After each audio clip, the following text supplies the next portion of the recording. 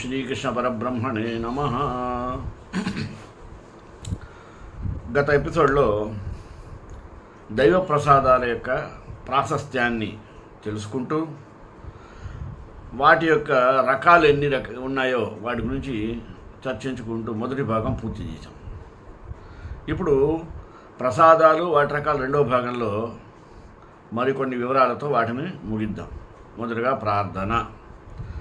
రామాయ రామభద్రాయ రామచంద్రాయ వేధసే రఘునాథాయ నాథాయ సీతాయ పతయే నమః. లేపన ప్రసాదం. లేపన ప్రసాదంలో 3 రకాలు ఉన్నాయి. అవి తైల లేపనం, 2 నవనీత లేపనం, 3 అన్నలేపన ప్రసాదం. సరే, వాటిలో తైల లేపన ప్రసాదం అంటే చూద్దాం. మూల విరాట్కి నూనె రాయడం అని అర్థం. తైలం లేపనం, నూనె పూయడం. ఇది మనం మహారాష్ట్రలో శనిశింగణాపూర్ వెళ్ళాం అనుకోండి. అక్కడ శిలారూపి అయినటువంటి మూల రూపమైనటువంటి శనైశ్వరునికి తైలంతో లేపనం చేస్తుంటారు భక్తులందరూ కూడా. అది ఈనాటికి అలాగే ఉంది. త్రయోదశిలో కలిసి వచ్చినటువంటి శనివారాన్ని శని త్రయోదశి అని పిలుస్తారు. శనైశ్వరుడిని ఆరాధించడం, తైలాభిషేకం చేయడం వలన సమస్త దోషాలు తొలగిపోతాయని భక్తుల యొక్క ప్రగాఢ విశ్వాసం. సాధారణంగా చూస్తే శనివారం రోజు శ్రీ మహావిష్ణువును ఆరాధిస్తూ ఉంటారు. అలాంటి రోజున త్రయోదశి కూడా కలిసి రావడం శివకేశవులిద్దరి అనుగ్రహం లభిస్తుందని బలంగా నమ్ముతారు అందరూ. అందుచే తైలాభిషేకం చేయించడం శనైశ్వరునికి చాలా శ్రేయస్కరమైనటువంటిది. మనకి శనీశ్వర దేవాలయాల్లో ఒకటి మహారాష్ట్రలో శనిశింగణాపూర్ లాగానే తిరునళ్ళార్ తమిళనాడులో ఉంది. అక్కడ కూడా శనైశ్వరునికి తైలం, నువ్వుల నూనెను చక్కగా లేపనం చేస్తూ అభిషేకం చేయించేటువంటి ప్రక్రియ ఉంది. ప్రసాద రూపంగా తైలాన్ని అయితే అక్కడే తీస్తారు, ఇక్కడ ఎవరు కానీ. ఇక్కడ తిరునల్లార్లో స్వామికి తైలం లేపనం చేయడం వలన అన్ని కష్టాలు తొలగిపోతాయి. ఇటువంటి ప్రసాదాలకు తైల ప్రసాదము అని పేరు. ఇంకా ఈ ప్రసాదాలలో సమస్త కష్టాలు తొలగిపోతాయి.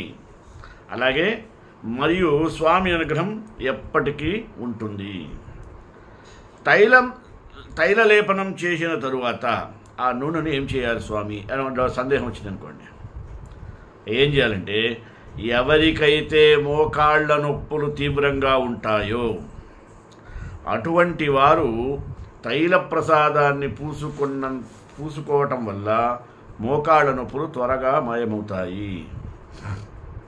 నడుము నొప్పి, వెన్ను నొప్పి ఉన్నవారు ఈ తైలాన్ని పూసుకుంటే నొప్పులు త్వరగా తగ్గిపోతాయి. ఎవరికైతే ఎముకలు నొప్పిగా ఉంటాయో వారి నొప్పి ఉన్న ప్రదేశంలో స్వామి తైలాన్ని రాసుకుంటే వారికి కలిగిన సమస్యలు చాలా వరకు తొలగిపోతాయట. చర్మ వ్యాధులు ఉన్నవారు పైన తెలిపిన తైలాన్ని రాసుకుంటే అవి ఇట్లాగే తగ్గిపోతాయి.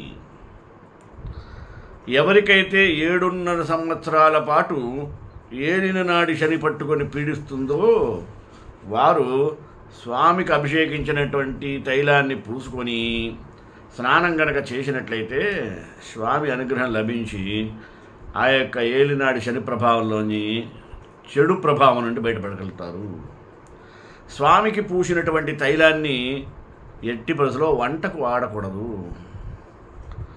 వ్రణాలు లేదా కురుపులు అంటే గడ్డలు ఉంటాయి చూసారా, చెగ్గడ్డలు ఇట్లాంటివి, అవి ఇబ్బంది ఎదుర్కొనేవారు ఇటువంటి లేపనాలతో నయం కాకపోతే ఎటువంటి వాటితో కాకపోయినప్పటికీ ఈ లేపనం కనుక రాసినట్లయితే తప్పకుండా వ్రణాలు కురుపులు తగ్గుముఖం పడతాయి. అలాగే ఎవరైతే పంటి నొప్పితో సతమతమవుతుంటారో లేదా పిప్పి పళ్ళతో ఇబ్బందులను ఎదుర్కొంటున్నారో వారు స్వామి యొక్క తైలాన్ని ఒక చెంచా తీసుకొని ఆయిల్ పుల్లింగ్ కనుక చేశారనుకోండి, దంత సమస్యలు వెంటనే మటుమాయమవుతాయి. ఎవరికైతే పోలియో ఉంటుందో అటువంటి వారు స్వామి తైలాన్ని పూసుకొని వ్యాయామం చేస్తే సమస్య ఎట్టే తగ్గిపోతుంది. అలాగే శరీరంలో బెణుకులు ఉన్నాయనుకోండి, అటువంటి బెణుకులు ఉన్నవారు స్వామి తైలాన్ని రాసుకుంటే త్వరగా వాటి నుండి విముక్తిని పొందగలుగుతారు. ఎవరికైతే పైకి కనిపించని దెబ్బలు తగిలి లోపల దెబ్బలు తగిలి బయట నొప్పులు ఉంటాయో అటువంటి వారు కూడా స్వామి తైలాన్ని రాసుకుంటే చాలా త్వరగా ఫలితాన్ని పొందగలుగుతారు. స్వామికి తైలాభిషేకానికి సంవత్సరానికి లేదా 6 నెలలకు ఒకసారి చేస్తే అసలు ఎప్పుడూ సుఖశాంతులు, ప్రశాంతత, సంతోషాలు కలుగుతాయి. స్వామి దేవాలయానికి లేదా నందాదీపానికి నూనె లేదా నేతిని కనుక ఇస్తే చాలా త్వరగా శ్రేయస్సును, ఉన్నత స్థితిని పొందుతారు. ఉదర సంబంధ అంటే గ్యాస్ట్రిక్ సమస్యలు తగ్గిపోతాయి. అలాగే మాదక ప్రసాదం, ఇది చాలా విచిత్రంగా ఉంటుంది సుమి. మీరు దేవాలయాల్లో వెళితే మీకు ఒక్కొక్క దేవాలయంలో ఒక్కొక్క తరహా ప్రసాదాలు ఇస్తారు.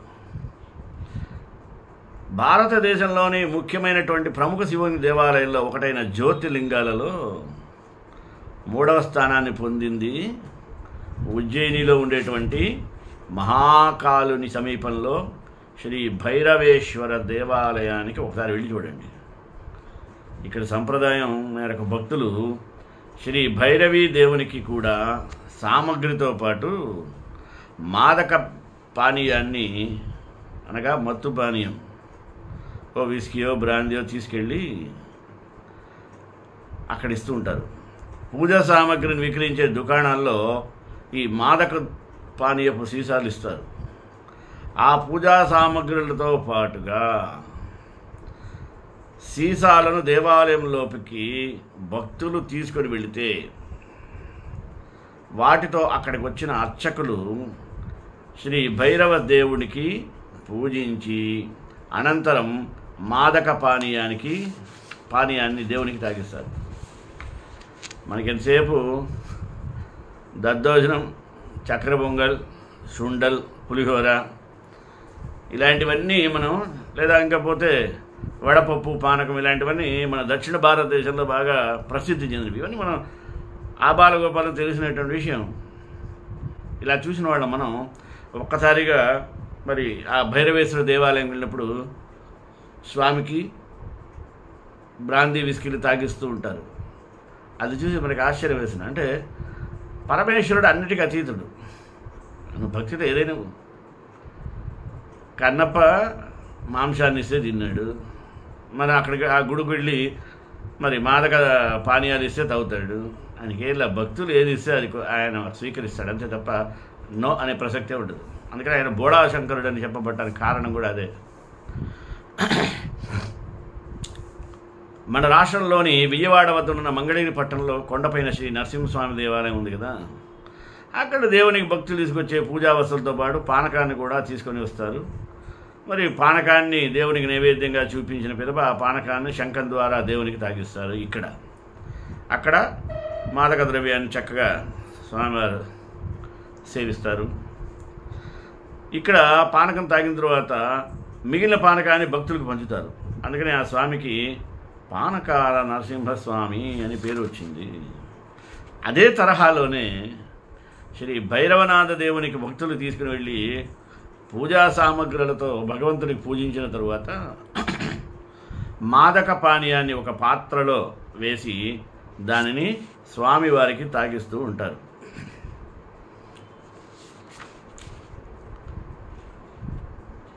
స్వామివారు తాగిన తర్వాత మిగిలిన పానీయాన్ని ప్రసాద రూపంలో తీసుకొచ్చి భక్తులకు పండ్లు పూలు ఇచ్చినట్టుగానే దీన్ని కూడా ప్రసాద రూపంలో అందిస్తారు, తాగేట.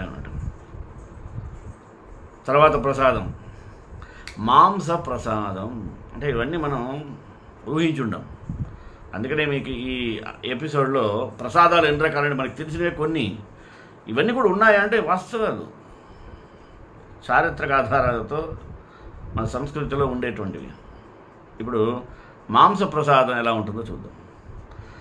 సాత్విక, రాజస, తామస దేవతల్లో విభాగాన్ని బట్టి 3 రకాలైనటువంటి నైవేద్యాలు ఉంటాయి. సాత్వికమైన నైవేద్యాన్ని మనం పెడుతూ ఉంటాం.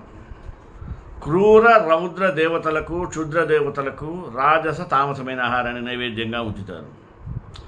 సాత్విక దేవతల ఆహారానికి నైవేద్యం అని పేరు. రాజస మరియు తామస ఆహారానికి బలి అని పేరు. దీనిలో క్రూర ప్రాణులను, సాత్విక ప్రాణులను బలి ఇచ్చి దేవునికి సమర్పించిన పదార్థాలను ప్రసాద రూపంలో స్వీకరించి మాంసం తదితరాలను తింటారు.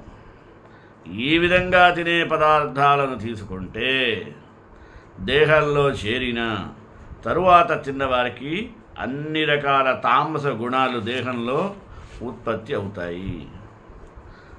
రాజస, తామస గుణాలతో చేసిన, అర్పించిన, తరువాత అర్పించిన లేదా బలి రూపంలో ఉన్న అన్ని మాంసపు ప్రసాదాలను ఎవరు గ్రహిస్తారో, ఎవరైతే తింటారో వారికి కలిగే ఫలితాలు. బలి ఇచ్చిన మాంసాన్ని తినకూడదు, కానీ చాలామంది వాటిని వండుకొని తింటుంటారు ఇప్పటికి కూడా. మాంసాన్ని తింటే దేహ సంబంధమైన రోగబాధలు, ఉదరబాధ వస్తూ ఉంటుంది. బలి మాంసాన్ని తిన్న 3 రోజుల పాటు ఇంటిలోని దేవునికి పూజ చేయకూడదు. బలి మాంసాన్ని తిన్న 3 రోజులు ఇంటిలో గొడవలు, సోమరితనం, మరి మనసు స్థిరంగా లేకపోవడం, ఎన్నో సమస్యలు ఉత్పన్నమవడం జరుగుతుంది. ఇంటిలోని ఆడవారు లేదా ఆడపిల్లలు ఋతుమతి అయినప్పుడు బలి మాంసాన్ని కనుక తింటే జీవితం పూర్తిగా నరకాన్ని అనుభవించవలసి వస్తుంది. బలి మాంసాన్ని ఇతర ప్రాణులకు అంటే కుక్క, కాకి తదితర ప్రాణులకు పెట్టచ్చు, తప్పులేదు. కానీ మనుషుడు తినకూడదు. బలి మాంసాన్ని ఇతరులకు ఇవ్వాలి, కానీ ఎవరైతే మొక్కుకుంటారో వాళ్ళు అసలు తినకూడదు. బలి మాంసాన్ని తమ కులదేవత మొక్కు ఉన్నవారు అసలు తినకూడదు.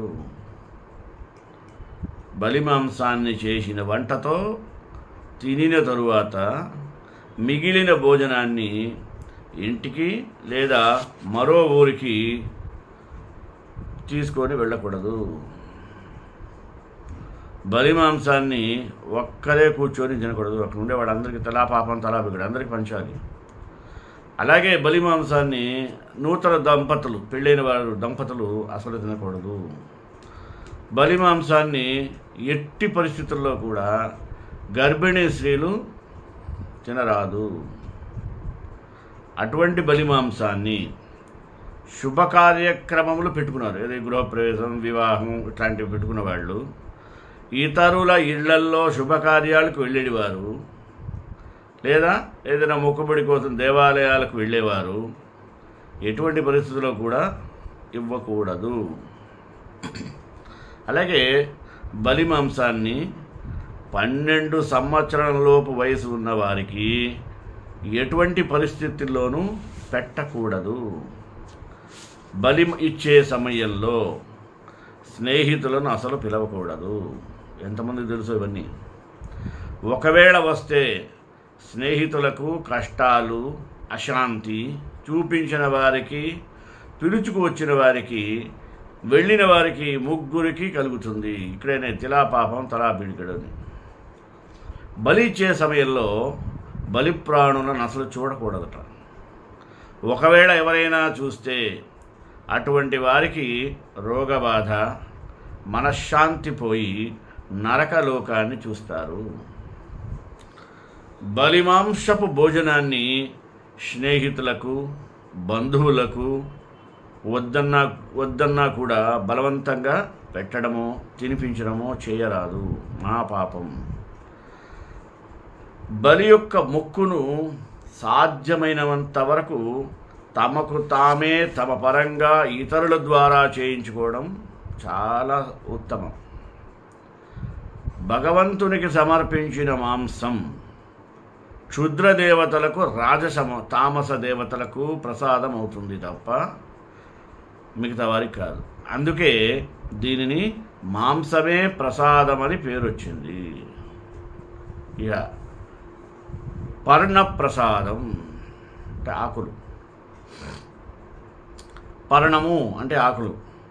మీకు ఆశ్చర్యం కలిగించవచ్చుగాక, కానీ పర్ణప్రసాదాలు ఉన్నాయి, లేనిదేం లేవు. చూడండి, లిస్టులు చాలా వస్తాయి. తిరుమల దేవాలయం నుంచి పాప వినాశినికి ఆకాశగంగకు వెళ్ళే మార్గంలో పరమభక్త హతీరాం బావాజీ సమాధి ఉంది. మీరు ఎప్పుడైనా చూసారో లేదో. దీనినే హతీరాం మఠం అని కూడా పిలుస్తారు. ఈ దేవాలయానికి ఒక ప్రాశస్త్యం ఉంది. ఇక్కడికి వచ్చే భక్తులకు ప్రసాదాన్ని అందిస్తారు. ప్రసాదాన్ని ఆకు రూపంలోనే ఇస్తారు. ఆకు అంటే సామాన్యమైకు అని అనుకోవద్దు. ఈ ఆకు సామాన్యమైనది కాదు. ఈ ఆకు సంజీవని చెట్టుది. ఈ సంజీవిని ఆకుని అంటే దేహంలోని అన్ని రకాల రోగాలను నాశనం చేయగలిగినటువంటి శక్తివంతమైనటువంటి ఆకు. ఎంతమందికి తెలుసు? వీటిలో 2 ఆకులు ఉన్నాయి. ఒకటి సంజీవని, 2 అమృత సంజీవని అని. సంజీవని చెట్టు పేరు వింటే మనకు రామాయణంలోని యుద్ధకాండ ప్రకరణలో హనుమంతుడు సంజీవిని అనే పర్వతాన్ని తీసుకువచ్చి లక్ష్మణుని బ్రతికించిన వైనం గుర్తుకొస్తుంది కదా. ఈ సంజీవిని చెట్టు ఆకులను తిని హతీరాం మహారాజ్ అంటే బావాజీ స్వామితో పాచికలు ఆడినటువంటి గొప్ప భక్తుడు వెంకటేశ్వర స్వామితో. సాధారణమైనడు కాదు స్వామి. జీవితం పూర్తిగా ఆరోగ్యంగా ఉన్నందున ఈ క్షేత్రానికి వచ్చే భక్తులు ఆరోగ్యంగా ఉండాలనే ఉద్దేశంతో ప్రతి ఒక్కరికి సంజీవిని ఆకును ఇస్తారు. అందుకే ఈ ప్రసాదాన్ని పర్ణ ప్రసాదమని పేరు. ఈ సంజీవని ఆకును ఎవరు తింటారో వారి రోగాలన్నీ తొలగిపోతాయి.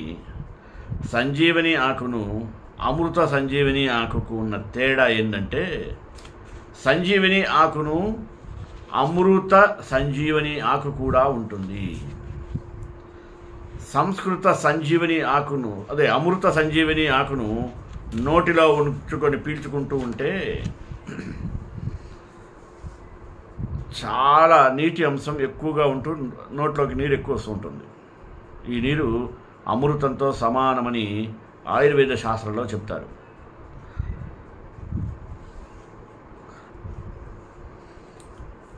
అంటే అమృత సంజీవిని ఆకును ఒక గుప్పిట అంత నీటితో శుభ్రపరిచి ప్రతిరోజు ఉదయం 6 గంటల్లోపు తింటే అసాధ్యం అనుకున్నటువంటి ఎటువంటి రోగాలు, ఏది క్యాన్సరు, గుండె నొప్పులు, ఆస్తమా, మధుమేహం తదితరమైన దీర్ఘకాలిక రోగాలు ఉన్నాయే, ఇవన్నీ మటుమాయమైపోతాయి. దీనికి చాలా నిదర్శనాలు కూడా ఉన్నాయి. ఈ చెట్టు బెంగళూరులో లాల్బాగ్, కబ్బన్ పార్క్, మల్లేశ్వరంలోని అటవీ విభాగం నర్సరీలో లభిస్తూ ఉంటుంది. పర్ణప్రసాదాన్ని ఆంజనేయ స్వామి పూజలలో కూడా వాడతారు. తమలపాకులలో మాలను చేసి ఆంజనేయ స్వామికి వేస్తారు. అనంతరం ఆ తమలపాకును భక్తులకు ప్రసాదంగా పంచుతారు. దీనికి కూడా పర్ణ ప్రసాదము అనే పేరు వచ్చింది. ఆంజనేయ స్వామికి మాల రూపంలో తమలపాకులను ఎందుకు వేస్తారు? వేరే ఆకులు వేయచ్చు కదా, తులసి ఆకులు వేయచ్చు కదా అని, వేపాకులు వేయచ్చు కదా అని. స్వామికి లేత తమలపాకుల హారాన్ని వేస్తే రోగాలతో ఇబ్బందిని ఎదుర్కొనే వారికి త్వరగా గుణమవుతుంది. ఇంట్లో మాంత్రిక దోషాలు ఉన్నవారు ఆంజనేయ స్వామికి తమలపాకుల హారాన్ని వేస్తే మంత్ర సంబంధమైనటువంటి పీడలు తొలగిపోతాయి. అలాగే సంసారంలో ప్రశాంతత లేనివారు స్వామికి తమలపాకుల హారాన్ని వేయించినచో సంసారంలో సుఖం లభిస్తుంది. కొందరు చిన్న పిల్లలు ఎంతటి ఆహారాన్ని తిన్నప్పటికీ సన్నగా బక్కపలుచుగా ఉంటారు. చూడటానికి చాలా నీరసంగా ఉంటారు. చూసేవాడు ఉంటారు వాడికి తిండి పెడుతున్నారా లేదా అన్నట్టు ఉంటుంది. వాడు ఎంత తిన్నా వాడు అలాగే ఉంటుంది, బల్లి గడుపు అంటారు. అటువంటి సమయంలో స్వామికి తమలపాకుల హారాన్ని వేస్తే పిల్లల ఆరోగ్యం బాగుపడి వారికి ఆకలి బాగా ఎక్కువై చక్కగా తిని శరీరం దృఢంగా ఉండేటట్లు తయారవుతారు. వ్యాపారం చేసే సమయంలో మనకి ఒక్కోసారి చాలా నష్టాలు వస్తుంటాయి. అటువంటి వారు స్వామికి తమలపాకుల హారాన్ని వేయించి అలాగే తమలపాకులు, పండ్లు, దక్షిణ సమేతంగా దానం కనుక చేసినట్టయితే వ్యాపారం బాగుపడుతుంది. ఏ వ్యక్తి అయితే హీనంగా చూడబడతాడో అటువంటి వారు స్వామికి తమలపాకుల హారాన్ని వేయించారనుకోండి, సంఘంలో ఎనలేని గౌరవనీయ వ్యక్తిగా మారుతారు. శనైశ్చర దృష్టి ఉన్నటువంటి వారు ఆంజనేయ స్వామికి తమలపాకుల హారాన్ని కనుక వేస్తే శనైశ్చరుని అనుగ్రహం కలుగుతుంది. వైద్యపరంగా చూస్తే నయం కాని ఎన్నో వ్యాధులు ఉన్నవారు కూడా స్వామికి తమలపాకుల హారాన్ని వేసి ప్రసాదాన్ని తింటూ ఉంటే ఎటువంటి రోగాలు ఉన్నా కూడా అవి నివారించబడతాయి. అలాగే సుందరకాండ పారాయణంను చేసేటువంటి స్వామికి తమలపాకుల హారాన్ని గనక వేసినట్లయితే అన్ని కార్యాలలో కూడా విజయం తప్పక తీరబడుతుంది.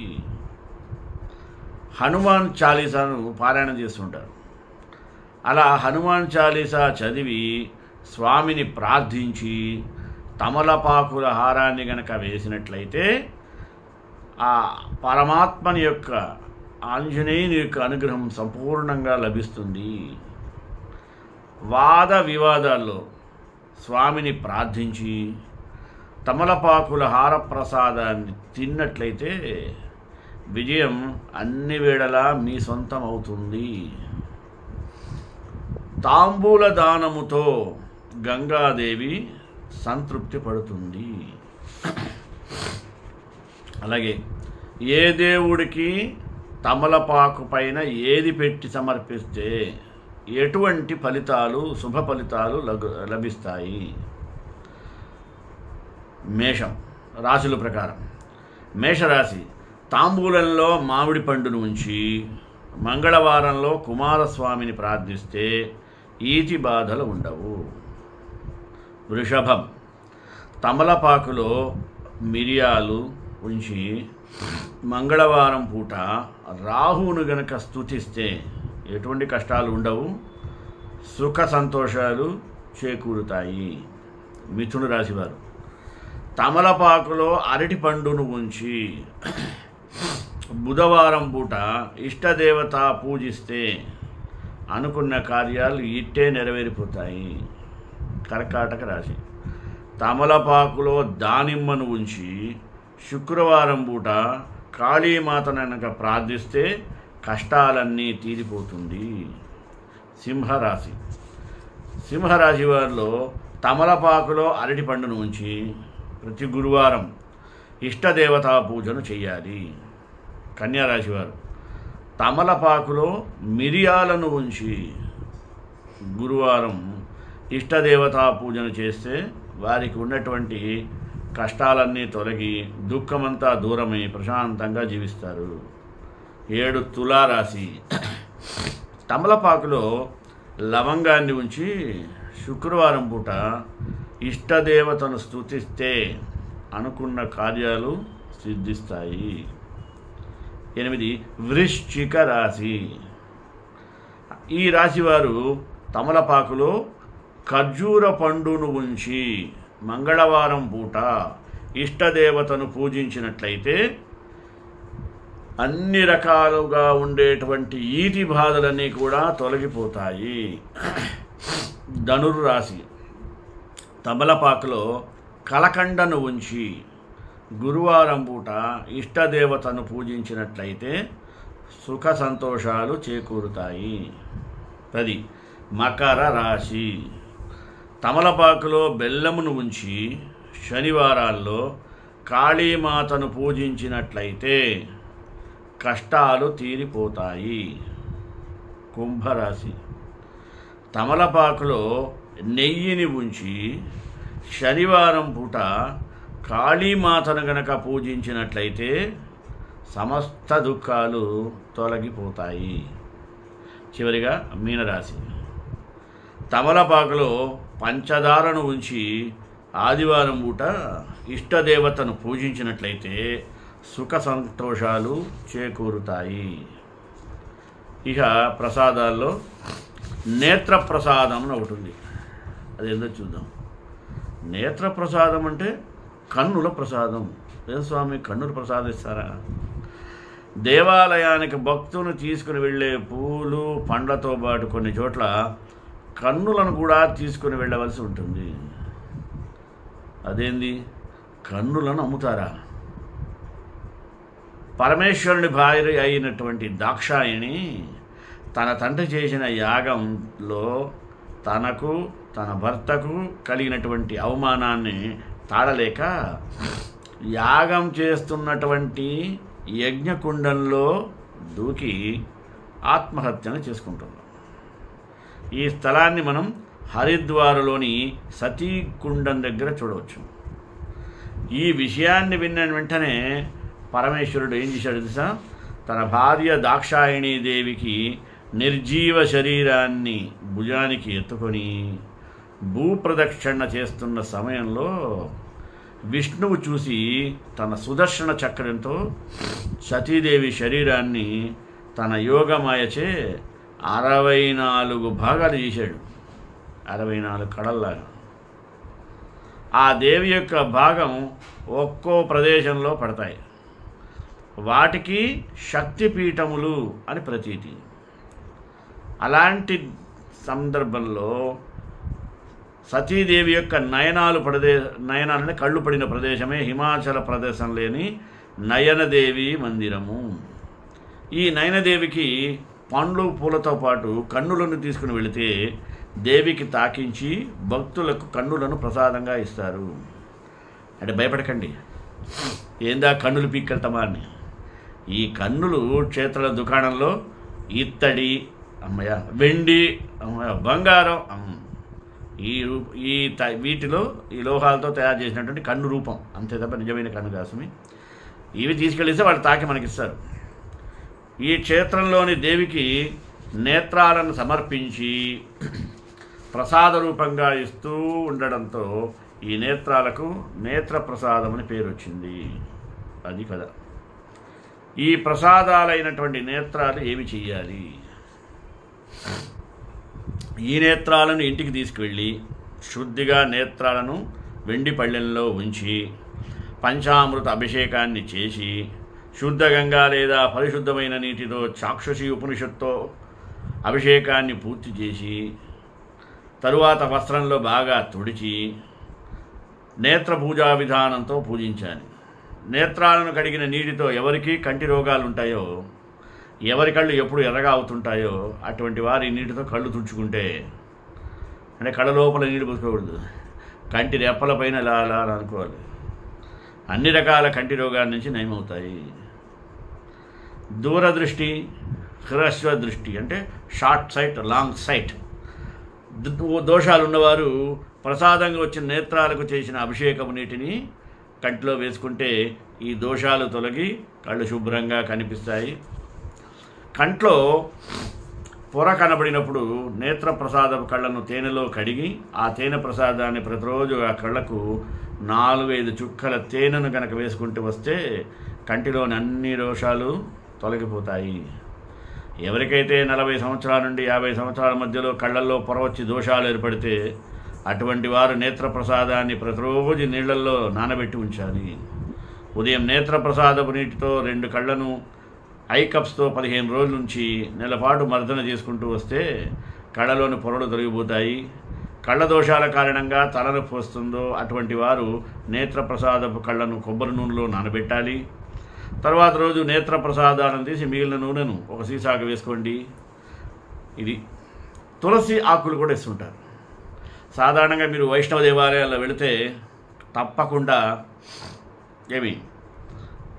ఏ దద్దోజనం పులిహోర వాటికన్నా ముందుగా తీర్థం ఇచ్చి సఠారి పెట్టిన తర్వాత తులసి ఆకులు ఇవ్వటం కంపల్సరీ ఉంటాయి. వైష్ణవ దేవాలయాలు ప్రత్యేకించి మనకి తమిళనాడులో సుప్రసిద్ధంగా చోటు, ఏ శ్రీరంగం ఎక్కడికి వెళ్ళినా ఈ విధంగా భగవత్ ప్రసాదాలు మానవాళికి అనేక రకాలైన ప్రయోజనాలు చేకూరుస్తాయని తెలియజేస్తూ శ్రేయకాంతాయ కళ్యాణ నిదేంద్రాం శ్రీ వెంకట నివాసాయ శ్రీనివాసాయ మంగళం మంగళాశాసనప్రేమదాచార్య పురోగమై సర్వైశ్చ పూర్వైరాచార్యై సత్కృతాయ సుమంగళం.